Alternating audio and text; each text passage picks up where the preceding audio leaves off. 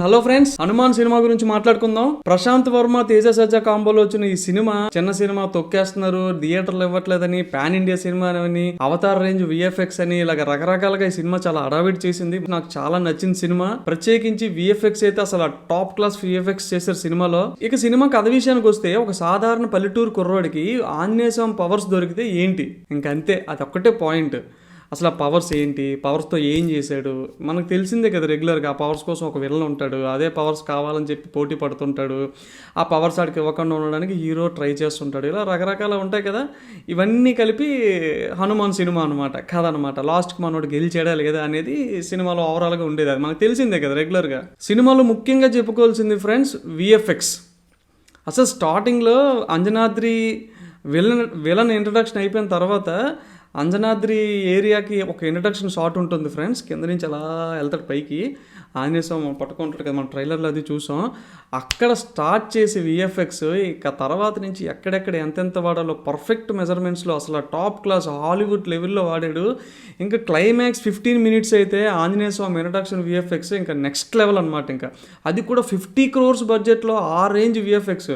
ఆంజనేయ స్వామి ఇంట్రడక్షన్లో అతన్ని చిన్నదిగా రివీల్ చేయడం అదంతా కూడా అసలు వేరే లెవెల్ చేసాడు. ఆ వెనకతల ఆంజనేయ స్వామి బీజిఎం కానీ, ఆంజనేయ స్వామి విఎఫ్ఎక్స్ కానీ వేరే లెవెల్. ఇంకంతే. ఇంకా తేజ సజ్జా విషయానికి వస్తే అక్కడక్కడ చిన్నపిల్లల్లా కనిపించినప్పటికీ కూడా ఆ పాత్రకైతే కరెక్ట్గా సెట్ అయ్యాడు. ఒక పక్క సిస్టర్తో ఉన్న ఇది కానీ, ఆ దొంగ తాలూకు ఛాయలు కానీ, హీరోయిన్తో ఉన్న రొమాన్స్ సీన్లు కానీ, విలన్తో ఉన్న ఆ హెవీ సీన్స్ కానీ, ఓవరాల్గా క్యారెక్టర్లో ఉన్న ఆ షేడ్స్ అన్నింటిని కూడా చాలా బాగా హ్యాండిల్ చేశాడు.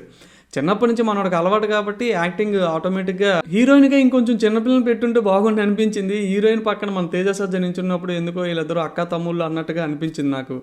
నాకే అనిపించిందో మరి ఇంకెవరికైనా అనిపించిందో తెలియదు కానీ ఇంకొంచెం చిన్నపిల్లలు పెట్టుంటే బాగుండి అనిపించింది హీరోయిన్ని. స్టోరీ మరీ కొత్తదేం కాదు.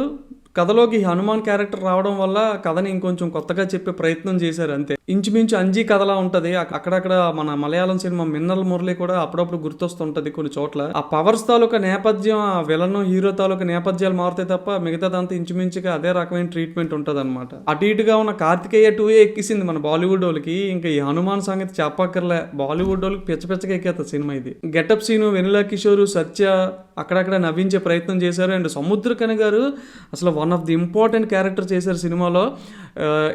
సినిమాలో కథ ఎక్కడైనా ఆగిపోయి ఒరే ఇంక ఈ కథ వెళ్ళదేమోరా ముందుకి ఎలాగరా అనుకుని ప్రతిసారి సముద్రకని గారు రావడం, మూల నుంచి చేయడం, కథను ముందుకు తీసుకెళ్ళడం బాగుంది. బాగా సెట్ చేశారు ఆయన క్యారెక్టర్. హనుమంతుడి పవర్స్ హీరోకి వచ్చి నార్మల్ హీరో సూపర్ హీరో అయిపోయే ప్రాసెస్ కూడా ఎలా పెడితే అలా పెట్టకుండా చాలా ఇంటెలిజెంట్గా చాలా నీట్గా పెట్టాడు. Prashanth Varma direction, story, screenplay చాలా నీట్గా సెట్ చేసుకున్నాడు. బాగుంది. ఆ పాయింట్ ఏదైతే ఉందో అది నేను చెప్పేయకూడదు, మీరు చూస్తే ఇంట్రెస్టింగ్గా ఉంటుంది కాబట్టి బాగుంటుంది, చూడండి. ఇంటర్వ్యూల దాకా మంచి గ్రిప్పింగ్గా ఉంది. విఎఫ్ఎక్స్ అంతా బాగుంది, మంచి క్యారెక్టర్లు, వీళ్ళిద్దరికి ఫైట్ ఓకే అంతా గుడ్, వెరీ గుడ్ అనుకుంటుండగా ఇంటర్వ్యూల తర్వాత కూర్చుంటాం కదా, ఒక 20 to 30 minutes స్లో అంటే స్లో, ఇంకేం నడవదు సినిమా. అసలు ఇంత పెద్ద క్యాన్వాస్ ఉన్న కథలో ఆ పవర్స్ కోసం హీరోకి విలన్కి కలిపి రాసిన ట్రాక్ని అంత నార్మల్గా, అంత లోకల్గా, అంత సింపుల్గా రెగ్యులర్ కమర్షియల్ సినిమాల్లో రాసే ట్రీట్మెంట్ ఎందుకు రాశారో నాకు అర్థమయ్యే సావలా. అది అసలు ఏమాత్రం ఇంట్రెస్ట్ ఉండదు. ఆ పవర్స్ కోసం వాళ్ళిద్దరు కొట్టుకోవడాలు అవన్నీ మధ్యలో ఏవో చేశారు. మొత్తానికి ఆ 30 minutes మీరు ఓపిక పడితే ప్రీ క్లైమాక్స్ నుంచి క్లైమాక్స్ దాకా విఎఫ్ఎక్స్ బీజిఎంతో మిమ్మల్ని బుర్రపాటు చేసి వదిలేస్తాడు ప్రశాంత్ వర్మ. అండ్ ఇంకోటి నాకు అర్థం కాని లాజిక్ ఏంటంటే, మామూలుగానే మన తెలుగు సినిమా హీరోలు సూపర్ హీరో క్యారెక్టర్లు. ఎందుకనంటే వాళ్ళు మామూలుగానే కొడితే ఒకటి గాల్లోకి ఎగిరిపోతుంటాడు, ట్రైన్లు ఆపేస్తుంటారు, ఈ బస్సులు ఎత్తేస్తుంటారు, అసలు నార్మల్గా ఉండదు. అలాంటివి రెగ్యులర్గానే మన హీరోలు చేస్తే మనం చూస్తాం. హనుమాన్ పవర్స్ వచ్చిన తర్వాత వాడు చేసేవి ఇంకొంచెం హెవీగా ఉండాలని ఎక్స్పెక్ట్ చేస్తాం. నేనైతే ఎక్స్పెక్ట్ చేశా. అంటే ఇవన్నీ నార్మల్ తెలుగు హీరోలు అందరూ చేసేవే కదా, ఈడు అవే చేస్తున్నాడు, ఇంకొంచెం హెవీగా ఏమైనా చేస్తాడేమో అని చూసా.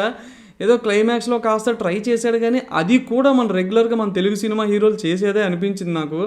Out of box Hanuman powers వచ్చిన తర్వాత వాడు ఇంకేదైనా చేసి ఉంటే బాగుండు అనిపించింది. క్లైమాక్స్ 15 నిమిషాలు మాత్రం ఆంజనేయ స్వామి భక్తులకు పూనకాలే, మామూలుగా ఉండదు ఇంకా. అండ్ స్పెషల్గా చెప్పుకోవాల్సింది సినిమాకి సంబంధించి ప్రశాంత్ వర్మ డైరెక్టర్. ఆ అట్మాస్ఫియర్, ఆ సిటీలోకి తీసుకెళ్ళి, ఆ ఎన్విరాన్మెంట్లోకి తీసుకెళ్ళడానికి మనోడు చేసిన సెటప్ ఏదైతే ఉందో నెక్స్ట్ లెవెల్ అని చెప్పాలి. కొంచెం టైం పడుతుంది, అసలు నెక్స్ట్ లెవెల్ డైరెక్టర్ అవుతాడు. సూపర్ హీరో సినిమాలు మనం చాలా సినిమాలు చూసినప్పటికీ కూడా మన తెలుగు నేటివిటీతో ఉన్న సూపర్ హీరో సినిమాలు చాలా తక్కువనే చెప్పాలి. అందులో Hanuman is one of the best movie అవుతుంది ఖచ్చితంగా. మన సూపర్ హీరో అన్న దాన్ని మాత్రం చాలా గట్టిగా ముందు నుంచి ప్రమోట్ చేసుకుంటూ వచ్చారు కాబట్టి ఆంజనేయ స్వామి ఎప్పటి నుంచో మనకు చిన్నప్పటి నుంచి తెలిసిన సూపర్ హీరో అని, అలాంటి సూపర్ హీరో క్యారెక్టర్తో సినిమా అనేసరికి ఎలా డీల్ చేస్తారు ఏంటి చూస్తుంటే అంజీ కథలా ఉంది అది ఇది అనుకున్నా కానీ ఎక్కడ ఏమాత్రం అరే ఇది ఆల్రెడీ ఉందే కదా అని ఏమాత్రం అనిపించకుండా చాలా నీట్గా చాలా పర్ఫెక్ట్గా, అన్నిటికన్నా ముఖ్యంగా విఎఫ్ఎక్స్ని అయితే మాత్రం నెక్స్ట్ లెవెల్ హ్యాండిల్ చేశాడు. ఇంకా పార్ట్ 2 కూడా అనౌన్స్ చేశారు క్లైమాక్స్లో. దాని తాలూకు డీటెయిల్స్ కూడా మీరు సినిమాలోనే చూడండి. ప్రశాంత్ వర్మ సినిమాటిక్ యూనివర్స్ అని చెప్పి ఒక ఇది కూడా పెట్టారు. అదంతా కూడా మీకు సినిమాలో క్లియర్గా తెలుస్తుంది. ఇది హనుమాన్ సినిమాకి సంబంధించి మొత్తానికి ఖచ్చితంగా చూడండి. చిన్నపిల్లల్ని ఖచ్చితంగా తీసుకెళ్ళండి. నాకైతే సినిమా చాలా నచ్చింది. సంక్రాంతికి మంచి సినిమా పడింది, స్టార్టింగ్ సినిమా. మనం మరొక సినిమాతో మళ్ళీ కలుద్దాం. అంతవరకు బాయ్ బాయ్.